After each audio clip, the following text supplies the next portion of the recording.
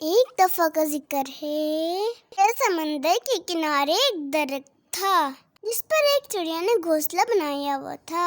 एक दिन तेज हवा चली तो चिड़िया का बच्चा समंदर में गिर गया। चिड़िया बच्चे को निकालने लगी तो उसके पर गीले हो गए और वो लड़खड़ा गई। समंदर से कहा, अपनी लहरों से मेरा बच्चा बाहर फेंक दे। लेकिन समंदर ने ऐसा करने से इनकार कर दिया। चिड़िया बोली, देख मैं तेरा सारा पानी पी जाऊंगी, तुझे रेगिस्तान बना दूंगी। समंदर ने गरूर से करश कर कहा, ए चिड़िया, मैं चाहूँ तो सारी दुनिया को गर्क कर दूं। तू मेरा क्या बिगाड़ सकती है?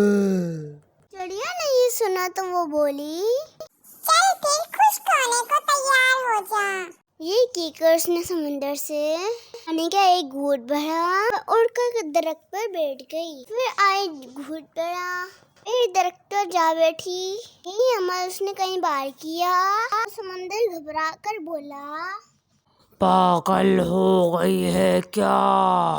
क्यों मुझे खत्म करने लगी है? मगर चिड़िया अपनी धुन में ये अमल दोहराती रही। अभी उसने 20-25 से बारी पानी की घूंट पिए होंगे।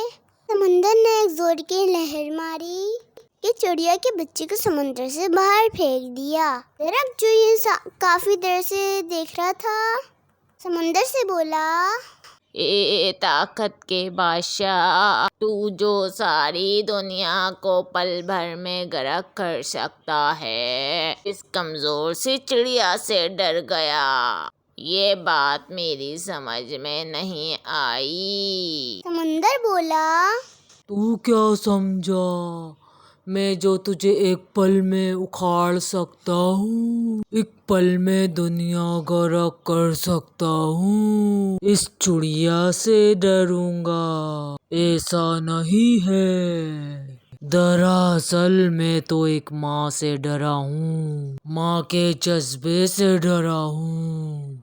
एक माँ के सामने तो अर्श भी हिल जाता है, तो मेरी क्या मजाल।